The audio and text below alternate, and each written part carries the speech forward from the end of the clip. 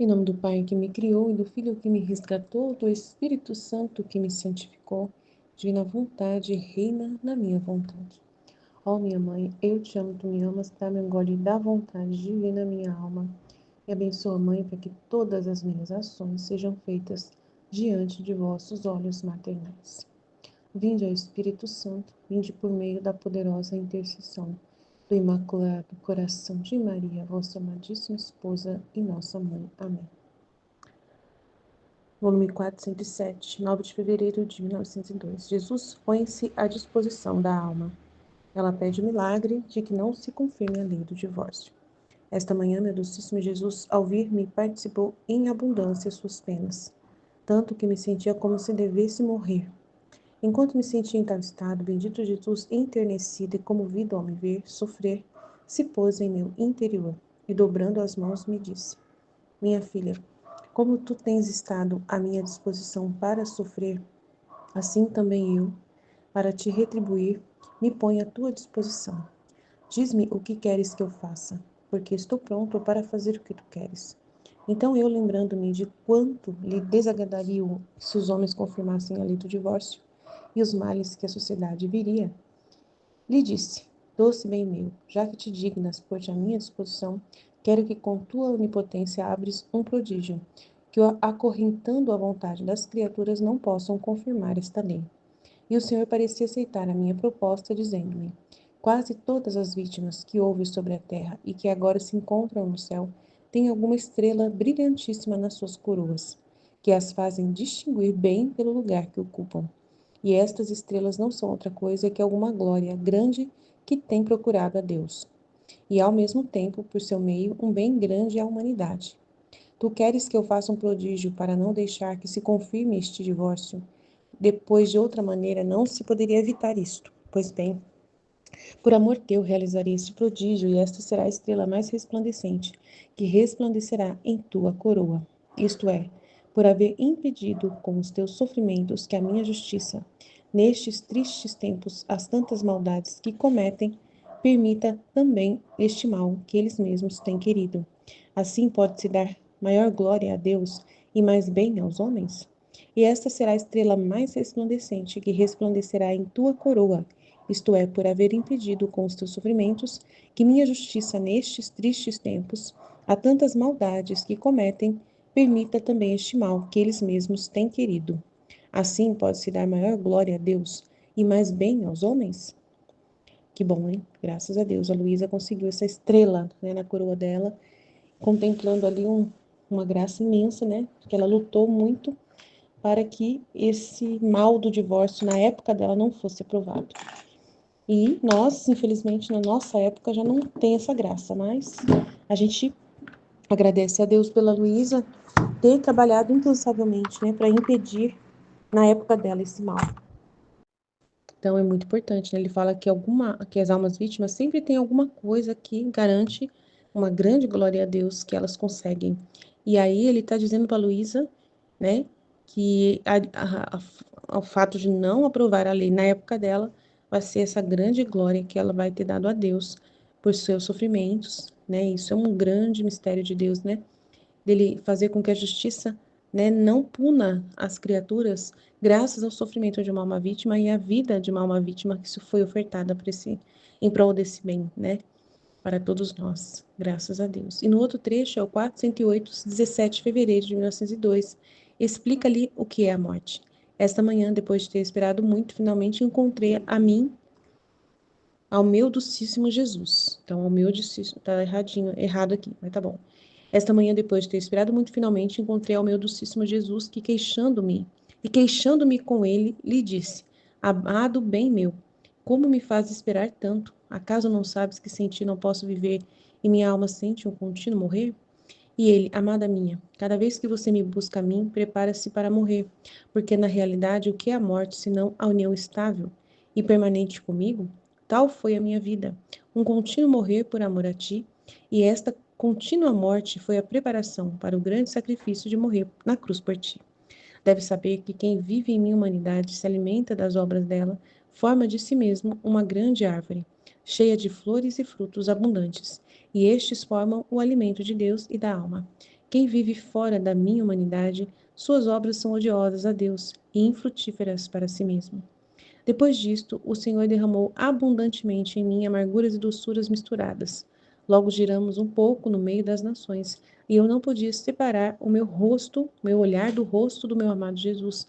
E ele, vendo isso, me disse: Minha filha, quem se deixa seduzir pelas obras do Criador, deixa suspensas as obras das criaturas. Ele desapareceu e eu me encontrei em mim mesma. Então, muito bonito, né? O relacionamento que ela tem com Jesus, né? Sendo tão honesta e sincera com ele sempre. E ele fala também, né? Amada minha, cada vez que você me busca, né? Prepara-se para morrer, porque na realidade o que é a morte senão essa união estável e permanente comigo? Então, toda vez que ela deseja Jesus, ela está preparando-se para a morte, porque a união estável e permanente com ele é através da morte. Então, tal foi a minha vida, um contínuo morrer por amor de ti. E agora é você que vive um contínuo morrer em amor por mim, né? Então foi muito grande. E é muito grande a vida de Jesus por nós, é um contínuo morrer por nós. Deve saber que quem vive em minha humanidade se alimenta das obras da minha humanidade, forma de si mesmo uma grande árvore cheia de flores e frutos abundantes. E estes formam o alimento de Deus e da alma. Então, tanto o Deus como a alma, né, vive dessa vida de obras contempladas da humanidade de Jesus, né? Se alimenta das obras da humanidade de Jesus, do amor, né, com que Jesus amou. É muito lindo, né? Depois disso, o Senhor derramou, aí ele fala, quem vive fora da minha vida, né, não contempla a vida de Jesus, não vive por causa da vida de Jesus, do que ele conquistou por nós, as suas obras são odiosas a Deus e infrutíferas para si mesmo. Então, é uma pessoa que está totalmente desligada, né, da comunhão com Deus, né? Tem obras que são odiosas a Deus, odiosas, é muito grave isso, né? E obras totalmente sem fruto nenhum para si mesmo. Então, é muito triste. E ela, quando vive, né, essa alma vive pelas obras do Criador, né, porque ela não conseguia ficar olhando para outra coisa a não ser para Jesus, né? E ele fala: quem se deixa então se prender, atrair pelas minhas obras, pelo Criador, deixa então as obras das criaturas suspensas, não tem valor, né? Não tem valor para ela. Então isso é muito importante. A gente deve viver inteiramente em Deus. Por isso que eu vivo, né, falando isso para vocês aqui. Amém? Jesus, eu confio em vós, fit, fit, fit. Em nome do Pai que me criou, do Filho que me resgatou, do Espírito Santo que me santificou, divina vontade, reina na minha vontade. Ó minha mãe, eu te amo e tu me amas, dai-me o gole da vontade divina, minha alma. Me abençoa, Mãe, para que todas as minhas ações sejam feitas diante de vossos olhos maternais. Divina vontade, reina na minha vontade. Eu não sou nada, Deus é tudo, Pai, eu te amo. Jesus põe-se à disposição da alma. Ela pede o milagre de que não se confirme a lei do divórcio. Esta manhã, meu docíssimo Jesus, ao vir, me participou em abundância suas penas, tanto que me sentia como se devesse morrer. Enquanto me sentia em tal estado, bendito Jesus, enternecido e comovido ao me ver sofrer, se pôs em meu interior e, dobrando as mãos, ele me disse: Minha filha, como tu tens estado à minha disposição para sofrer, assim também eu para ti retribuir me ponho à tua disposição. Diz-me o que queres que faça, porque estou pronto para fazer o que tu queres. Então eu, lembrando-me de quanto lhe desagradaria se os homens confirmassem a lei do divórcio e os males que a sociedade viriam, lhe disse: Doce bem meu, já que te dignas por-te à minha disposição, quero que com a tua onipotência obres um prodígio que, acorrentando a vontade das criaturas, não possam confirmar esta lei. E o Senhor parecia aceitar minha proposta, dizendo-me: Quase todas as vítimas que houve sobre a terra e que agora se encontram no céu têm alguma estrela brilhantíssima nas suas coroas, que as fazem distinguir bem pelo lugar que ocupam. E essas estrelas não são outra coisa que alguma glória grande que tem procurado a Deus, e ao mesmo tempo, por seu meio, um bem grande à humanidade. Tu queres que eu faça um prodígio para não deixar que se confirme esse divórcio, pois de outra maneira não se poderia evitar isto. Pois bem, por amor teu realizarei esse prodígio, e esta será a estrela mais resplandecente que resplandecerá em tua coroa, isto é, o haver impedido com teus sofrimentos que minha justiça nesses tristes tempos, as tantas maldades que cometem, permita também esse mal que eles mesmos têm querido. Quietinha, Sara, quietinha. Assim, pôde-se dar maior glória a Deus e mais bem aos homens? e esta será a estrela mais resplandecente que resplandecerá em tua coroa. Isto é, por haver impedido com teus sofrimentos que minha justiça, nestes tristes tempos, há tantas maldades que cometem, permita talvez esse mal que eles mesmos têm querido. Está repetido, né? Assim pode-se dar maior glória a Deus e mais bem aos homens. Então, é muito importante, né? Esse sacrifício, né? Da Luísa. O bem que esse sacrifício representa, né? Porque ela, quando pediu isso, ela estava preocupada com Jesus, né? Ver o sofrimento dele, né? Ela estava preocupada com esse problema que ele trouxe, né? Com essa realidade que ele tinha desabafado para ela, né? De como os homens estavam terríveis, né? E o que que os homens estavam querendo, né? O mal que que eles mesmos estavam buscando para eles, né? Estavam buscando ali um buraco para eles mesmo cair, né? Estava ali tirando o próprio pé, né? Com essa lei, né? E Jesus, né? Teve toda a compaixão porque a Luísa ofereceu, né? Os sofrimentos dela em reparação, não? Então ele fala que essas almas vítimas têm um valor precioso para ele porque elas se interpõem entre as criaturas, né? Elas oferecem o sofrimento delas ali para a glória de Deus e traz bens também para a humanidade, né? Então são estrelas, né? Brilhantíssimas e cada uma tem uma distinção, né? E a Luísa, por ser, né, chamada na divina vontade, é maior ainda, né? Pelo chamado dela, pela vida dela, né? Está dando ali a vontade humana, o sacrifício dela, então tem um valor infinito, né? Grandioso, né? É o próprio Deus nela, né? Então, assim, eu achei muito bonito, né? Porque quando ele fala que ela pode pedir o que ela quiser, ela não pediu coisas para ela, né? Para a vida humana dela, para melhorar para a vida humana dela, né? Ela não pensou nela, ela não pensou nos problemas dela. Ah, Senhor, eu tenho esse problema aqui com esse confessor, troca de confessor. Ah, Senhor, tem uma coisa que está me incomodando, essa pessoa que vem cuidar de mim aqui, resolve isso, sei lá, qualquer coisinha assim, ela não pensa nela, né? Ela ficou preocupada na mente dela com o assunto que Jesus trouxe para ela. Então, ela ficou preocupada com os problemas de Deus. Ela ficou preocupada com o desabafo de Jesus. Ela não estava preocupada com ela. Ela não pensou, "Oh, que maravilha, eu posso fazer um pedido agora." E ele falou, ele jurou que vai me dar o que eu quiser. Então, deixa eu aproveitar essa oportunidade única, né? E pedir coisas aqui para mim. Não. A única coisa que estava na cabeça dela, perturbando ela, de certa forma, era essa realidade dessa lei do divórcio. Ou seja, é um problema de Deus, é um problema que Jesus trouxe. Não uma coisa que envolve ela e as necessidades dela. Então, é muito bonito isso. Eu achei isso muito forte, né? Então, isso que agrada a Jesus, né? Essa alma amante dele precisa ser essa alma que se dispõe a sofrer por ele, né?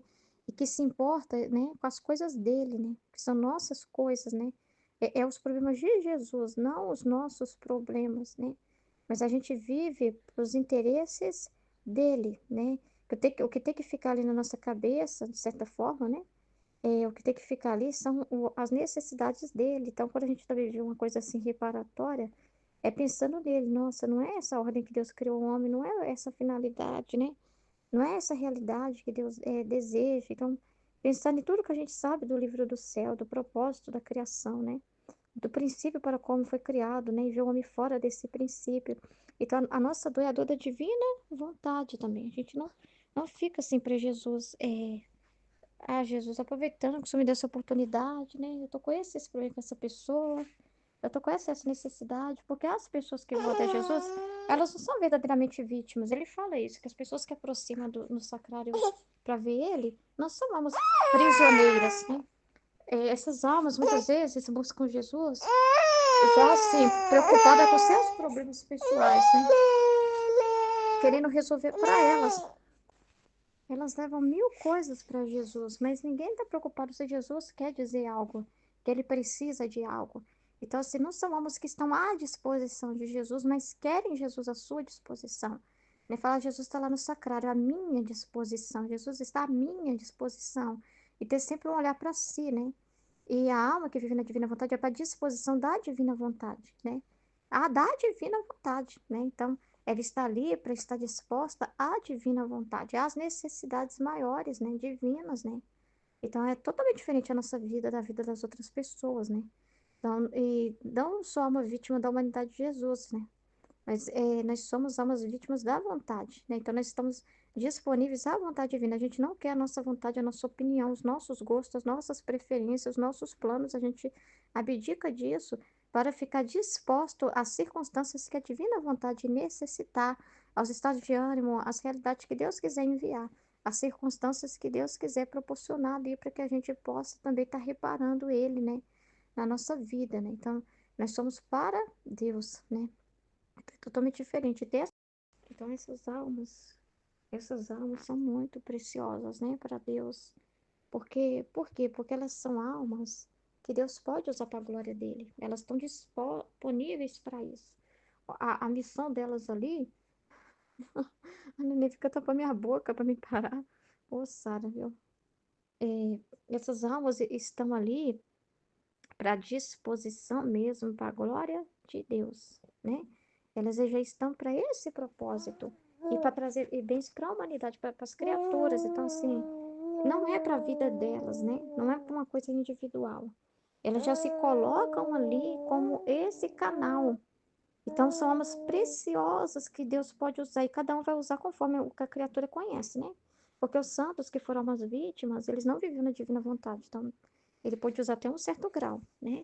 Dentro do que aquela pessoa podia ter de conhecimento de luz ali, né? E que já trouxeram grandes bens. Só que os atos na divina vontade de uma alma, como a Luísa, são atos infinitos, né? Que geram um bem universal que nunca vai parar. Hoje vivemos frutos dessa felicidade. A Ruth, mas aprovou a lei do divórcio. Aprovou a lei do divórcio, né? O divórcio tá aí. Tá, né? Mas é igual a vida de Jesus. Ah, quando ele oferecia, não quer dizer que os méritos de Jesus não valiam nada. Quando Jesus oferecia as reparações, né? O pai falava para ele, vai ser de acordo com a disposição da criatura, vai colher os frutos aqueles também que tiver o coração aberto, porque tem a questão da liberdade da criatura. Então, como Jesus viu que os homens estavam perversos, ele segurou por um tempo, então ele cumpriu. Só que como ele viu como estava perverso demais, demais, demais, demais, demais, e precisava experimentar do próprio veneno, ele viu que era melhor permitir mesmo. É o pior castigo que tem, né? Deixar o homem refém de si próprio, para que ele perceba, a ficha cai onde que ele vai chegar por ele mesmo, quando ele acha que ele que tem que conduzir as coisas, que ele sabe o que é melhor, né? Então, mas com certeza, muitas famílias, muito bem isso trouxe. Muitas pessoas não se divorciaram. Chegou muita luz nas mentes, né? Muita coisa ele segurou. Ele segurou até enquanto ele pode segurar, né? Por causa dela, né? Entendeu? Mas o sacrifício dela continua valendo, né? Mas é um benefício que vai ser de acordo com quem puder, tiver disposto a receber, né? É de acordo com a disposição da criatura, como era para a vida de Jesus também. Todo bem que ele fez, o pai falava, vai ser de acordo com a disposição da criatura. Não que os méritos de Jesus é, não tenham um alcance enorme. Claro que tem. Claro que tem.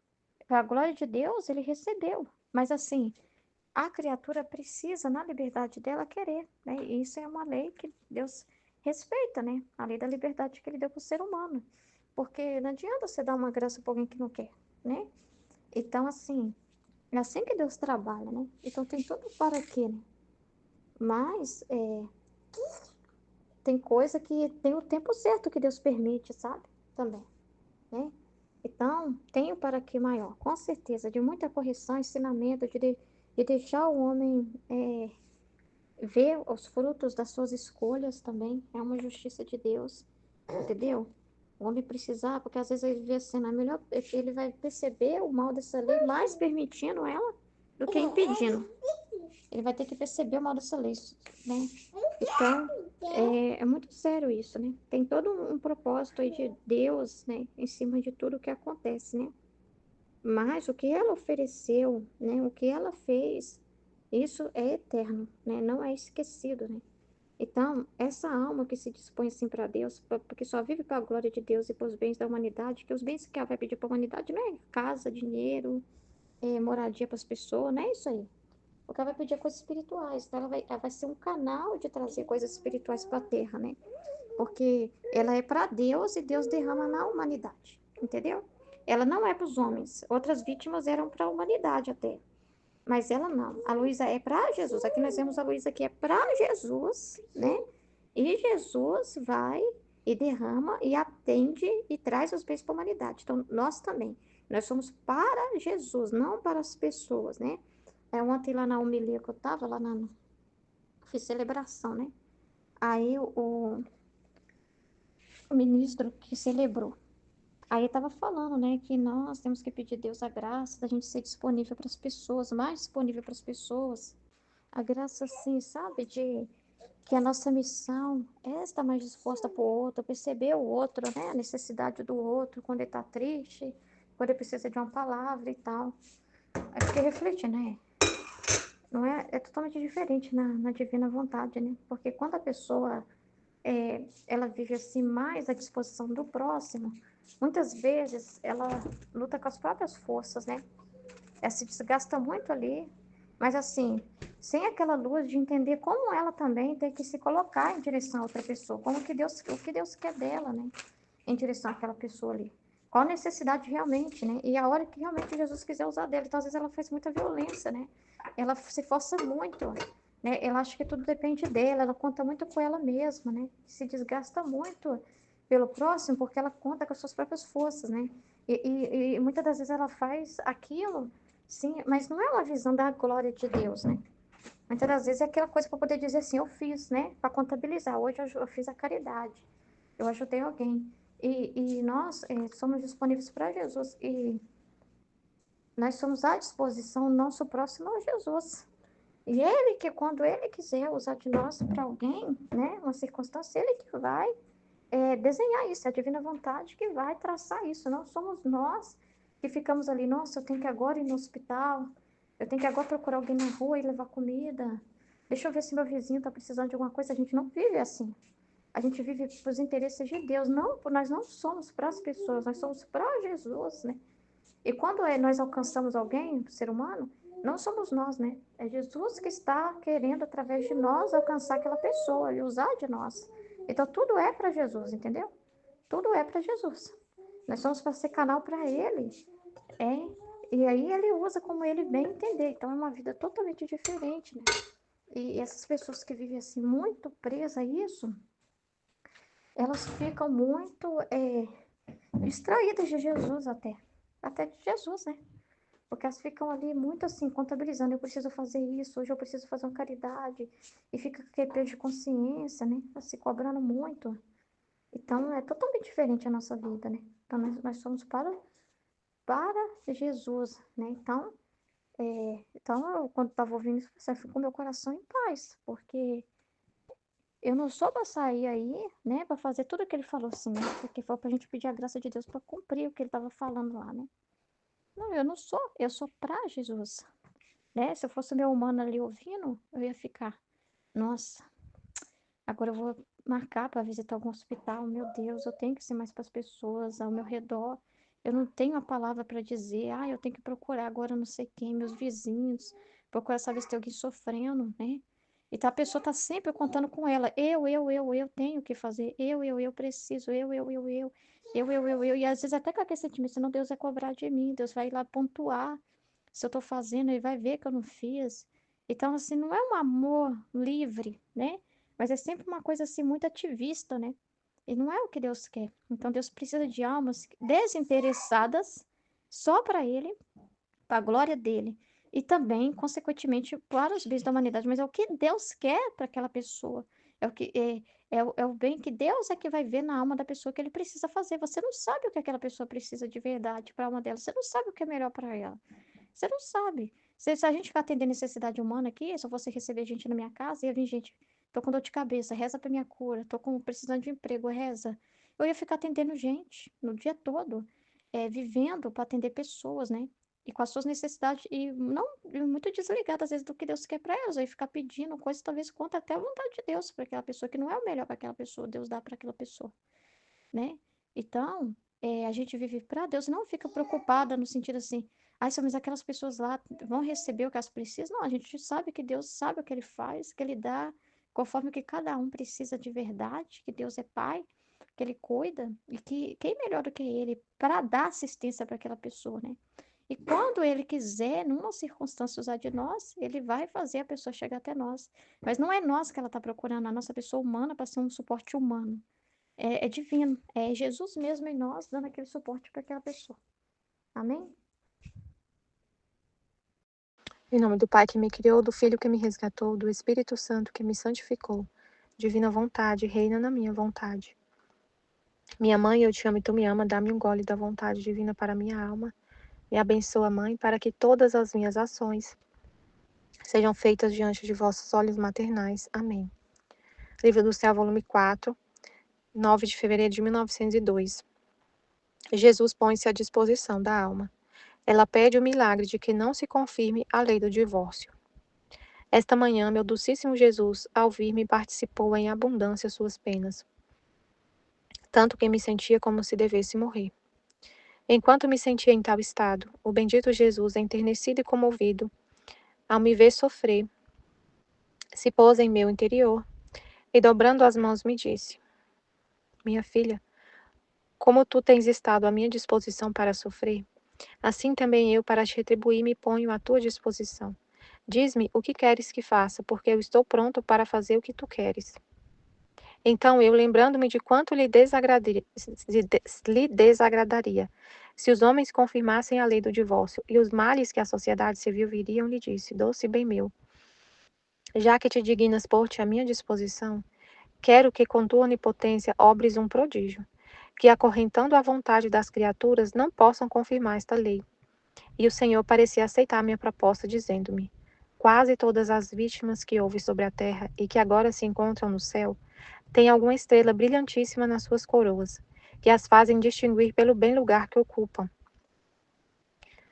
E estas estrelas não são outra coisa que alguma glória grande que tem procurado a Deus, e ao mesmo tempo, por seu meio, um bem grande à humanidade.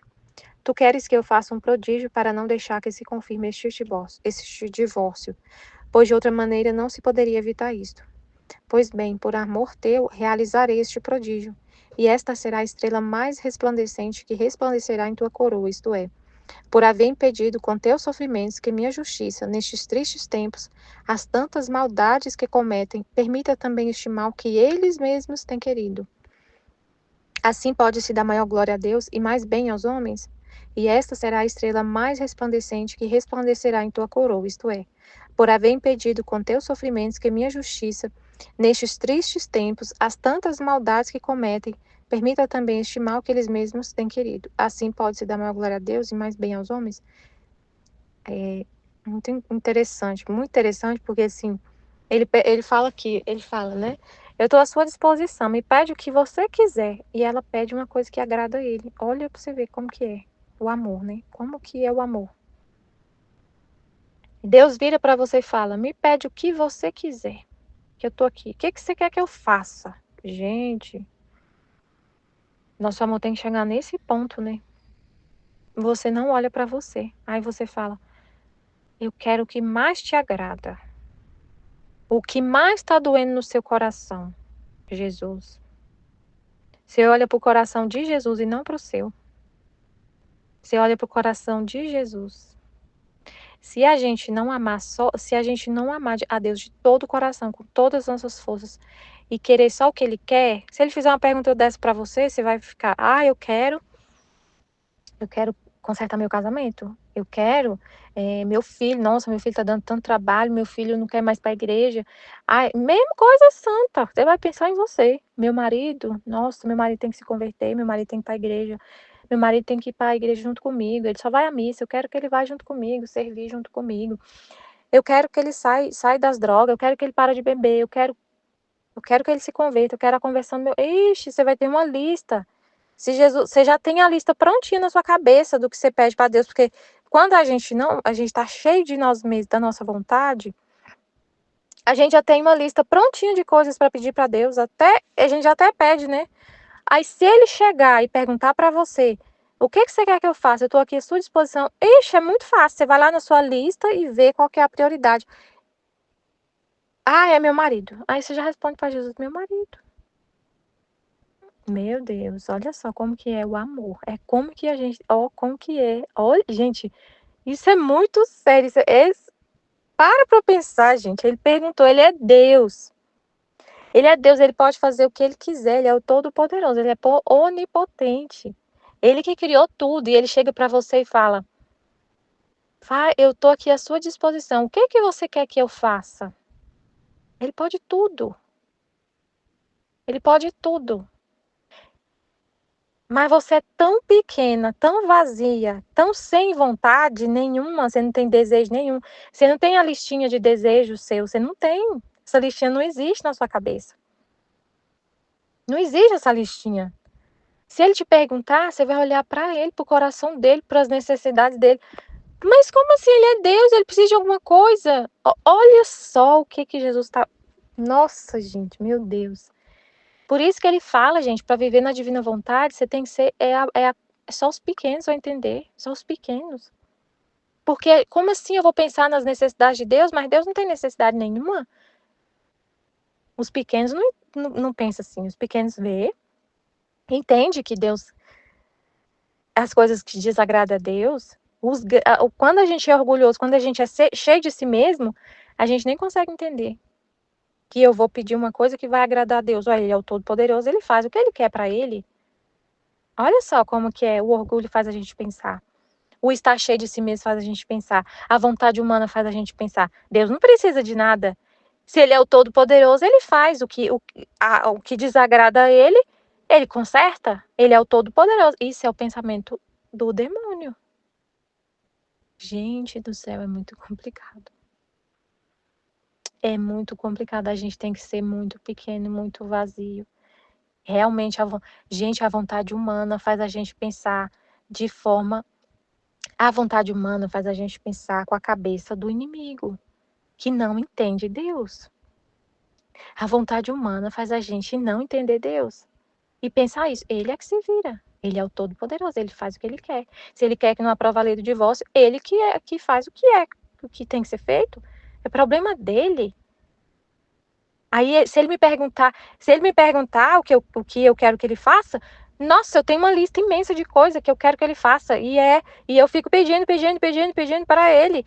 E ele, quando chegar e me perguntar, eu já tô prontinha com a resposta na ponta da língua, que eu tenho um monte de coisa para pedir para ele. Eu já tenho a lista: primeiro, marido; segundo, filho; terceiro, minha casa; quarto, trabalho; quinto, tem uma lista de 1000 coisas em ordem de prioridade já. Arruma para mim, Senhor, estou trabalhando demais. Arruma um emprego que eu trabalhe menos e ganhe mais. Arruma uma diarista lá para fazer minha faxina, uma pessoa boa. Meu marido, que faça isso, que seja assim. Ixi, Maria, a lista não acaba. Vontade humana faz a gente pensar desse jeito. E Deus, Deus já sabe. Já pode tudo que ele quiser. Eu não preciso pensar nele. Isso não é amor, gente. O amor é só pensar no outro. E Deus pensa em você, você não precisa pedir nada para ele. Nada. Meu Deus, eu não peço nada para Deus. Eu não peço nada. Mas ele pensa em tudo. Ele pensa em tudo.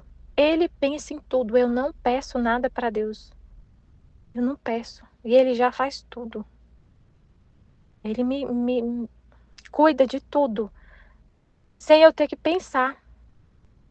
Sabe? A gente só olha para ele, o que ele quer. Porque é isso que é o amor. O amor é olhar para o amado. E isso aqui foi lindo demais. Ele perguntar para ela: o que você quer que eu faça? E ela: gente, isso aqui é muito lindo. E ela: já que te dignas pôr-te à minha disposição, quero que com tua onipotência obres um prodígio, que acorrentando a vontade das criaturas não possam confirmar esta lei. Mas ela falou primeiro, quando ela foi responder para ele, ela lembrou de quanto lhe desagradaria se os homens confirmassem a lei do divórcio. O tanto que desagradaria a Deus, ela. Não é ela que desagrada, é Deus que desagrada. Ela pensou no tanto. Claro que para ela também poderia ser desagradável, mas ela pensou nele. O tanto que Jesus chorou e sofreu, e tanto que seria desagradaria a ele se fosse aprovada essa lei. Então é isso que eu vou pedir. Por isso que ele faz essa pergunta para ele. Ele não faz essa pergunta para... Ele faz essa pergunta, justamente se coloca à disposição, porque a alma tem a vontade dele e vai pedir o que é a vontade dele. E essa lei do divórcio, na Itália, não foi aprovada na época dela mesmo, não. Não foi. A gente pode até ficar confuso assim, como assim? Mas lá na Itália tem divórcio, então tem alguma coisa errada. Não tem. Não tem nada errado. Não foi aprovada. Enquanto a Luísa estava viva, essa lei não foi aprovada. Enquanto a Luísa estava viva, se a pessoa... E até depois da morte dela, muitos anos, funcionava assim. O divórcio não existia na Itália. até 1970. A Luísa morreu em 1947. A lei do divórcio foi aprovada em 1970 e depois de 3 anos ainda ficaram fazendo um referendo para consultar a população se queriam manter ou derrubar a lei que foi aprovada. Porque até então, como que era na Itália? Era uma bula papal era o Papa, era a igreja que definia a questão de casamento. Então, não tinha divórcio. Só tinha o reconhecimento da nulidade matrimonial, que é o que acontece hoje na igreja, né? Era a regra da igreja, para o civil e não existia outra. Era só a regra da igreja, da nulidade matrimonial, do reconhecer que nunca existiu o casamento. Então não é divórcio, é que nunca nem teve a consumação, não foi consumado, tipo assim. Aí depois de 1970, aí teve, mas enquanto ela estava viva e até depois de anos, que ela morreu em 1947, foi aprovado. Mas enquanto ela estava viva, não foi. E ainda assim, foi aprovado em 1970. Em 73 ainda teve um referendo perguntando para a população, vocês querem manter essa lei do divórcio? Aí teve, a população respondeu que queria manter, mas mesmo assim não foi todo mundo que respondeu não. Foi tipo, ficou, as pessoas que queriam manter ganharam, mas não foi uma coisa bem disputada. Muita gente respondeu que queria que acabasse a lei. Muitos responderam. Acho que bem próximo, assim, o sim e o não ficou bem próximo. Você vê que o negócio foi poderoso. Muita gente queria acabar com a lei do divórcio, depois que ela foi promulgada com o referendo. Então, assim, foi um embate muito grande, é uma discussão muito grande na Itália por causa do divórcio, mas ela tem essa estrela na coroa, né, como Jesus falou. Aí no outro trecho, explica-lhe o que é a morte. Esta manhã, depois de ter esperado muito, finalmente encontrei a meu docíssimo Jesus. E queixando-me com ele, lhe disse, amado bem meu, como me fazes esperar tanto? Acaso não sabes que sem ti não posso viver e minha alma sente um contínuo morrer? E ele, amada minha, cada vez que você me busca, prepara-se para morrer, porque na realidade, o que é a morte senão a união estável e permanente comigo? Tal foi a minha vida, um contínuo morrer por amor de ti.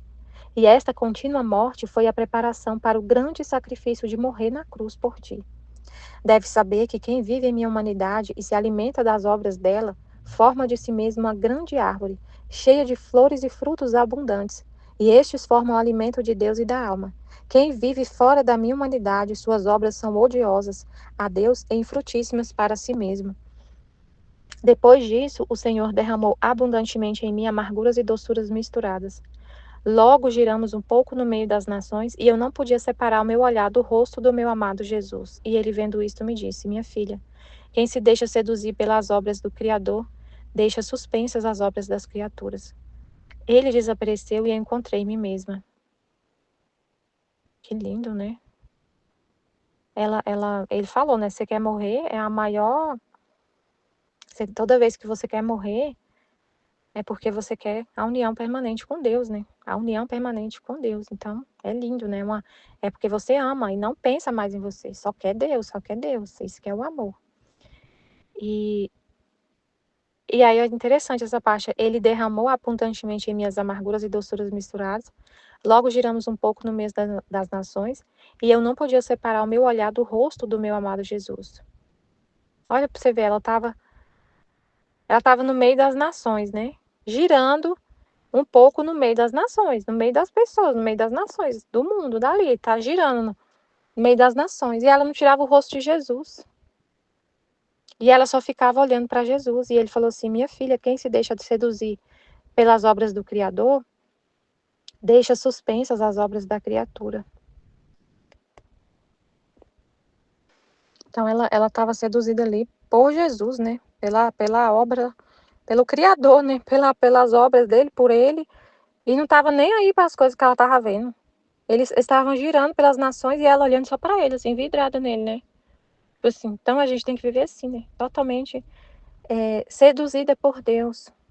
E as coisas da terra não fazer, não nos seduzir as coisas da terra, mas viver seduzido pelo Criador e pelas obras dele, pelo que ele faz, pela vontade dele.